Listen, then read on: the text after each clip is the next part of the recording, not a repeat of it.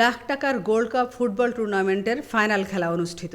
বৃহত্তর কুমিল্লা অঞ্চলে সর্ববৃহৎ ফুটবল আসর লাখ টাকার গোল্ড কাপ ফুটবল টুর্নামেন্টের ফাইনাল খেলা অনুষ্ঠিত হয়েছে। বুধবার বিকেলে ব্রাহ্মণবাড়িয়ার নবীনগর উপজেলার ঐতিহাসিক লাওর ফতেহপুর খেলার মাঠে ফাইনাল খেলায় উদ্বোধক হিসেবে উপস্থিত ছিলেন হোমনা মেঘনা আসনের জাতীয় সংসদ সদস্য অধ্যক্ষ আব্দুল মজিদ। ফাইনাল খেলায় অংশগ্রহণ করেন ব্রাহ্মণবাড়িয়া জেলার কসবা অঙ্কুরি ফুটবল একাদশ বনাম কুমিল্লা জেলার গাঙ্গেরকোট ফুটবল একাদশ। লাখ টাকার গোল্ড কাপ ফুটবল টুর্নামেন্টের প্রধান পৃষ্ঠপোষক ব্যারিস্টার জাকির আহমেদ। ফাইনাল খেলায় ব্রাহ্মণবাড়িয়া জেলার কসবা অঙ্কুরি ফুটবল একাদশকে 2-0 গোলে হারিয়ে কুমিল্লা জেলার গাঙ্গেরকোট ফুটবল একাদশ জয়লাভ করেন। আমেনা ইসলাম, আজকের সংবাদ।